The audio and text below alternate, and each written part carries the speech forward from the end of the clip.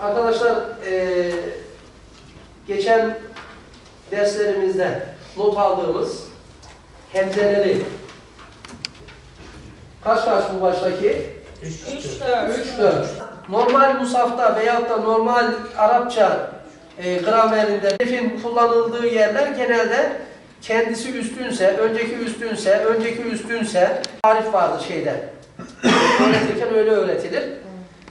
Esre gelirse 1-5 i, ötre gelirse ü şeklinde. Daha. Bizim kabartma yazıda, Braille yazıda 3-4 ya da 1-3-4-5-6'yı aramayacağız. Başta olmaz çünkü. Ha, ehad, şey, alttaki kelimemiz Su. evet, Su ile. sü ile. Alttakine bakıyoruz. He, elif, evet, yanında vav üzeri hemze, evet, lam elif, evet, çok güzel. Burası da üçüncü nokta, i şeklinde ne yapıyoruz? Harekeleri, bu hemzelerimizi 4, 5, 6, 1, 2, 5, 6 bunlarla beraber kullanılır. Bunlardan sonra o zaten normal musafta da aynıdır yani ben bildiğim. Allahümme inna nesta'inuke ve nestağfiruke ve nestehdik ve nu'minu bike ve netûbü ileyk ve netevekkelu aleyk ve nüthni aleykel hayr nercu rahmeteke ve nahşe azabek billahi mineşşeytanirracim. Bismillahirrahmanirrahim.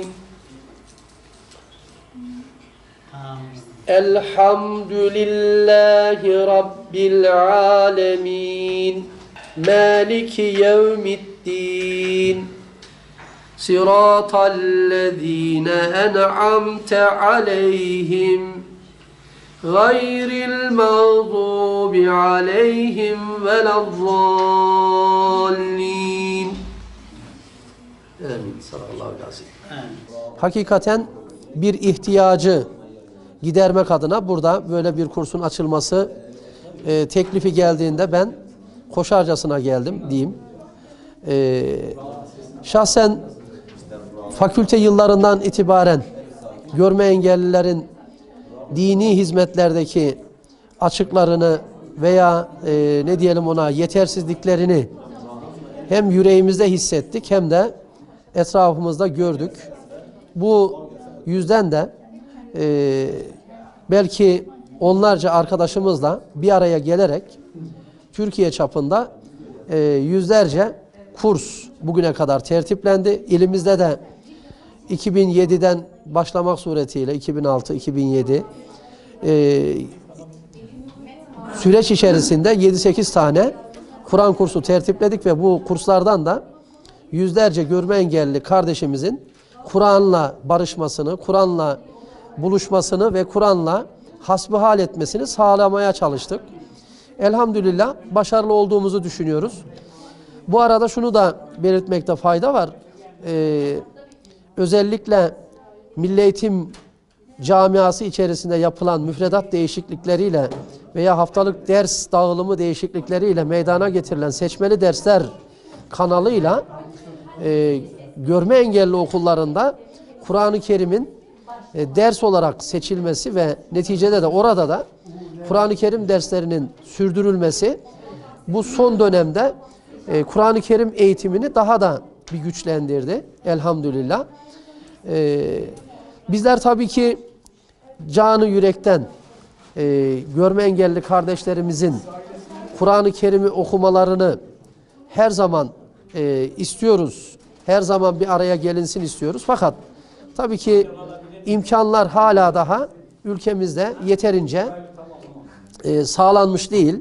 Özellikle görme engellilere yönelik kabartma Braille baskıların hala daha yetersizliği söz konusu. Yine ülkemizdeki görme engellilere yönelik üretilen bir takım dokümanların hala daha çok yeterli olduğunu söylemek mümkün değil. Bu yönüyle inşallah güzele doğru gidiliyor, iyiye doğru gidiliyor. Bu arada şunu da söyleyeyim. Bizler bundan 5-6 yıl önce Türkiye'deki Kur'an-ı Kerim'i okuyan görme engelliler olarak ve Kur'an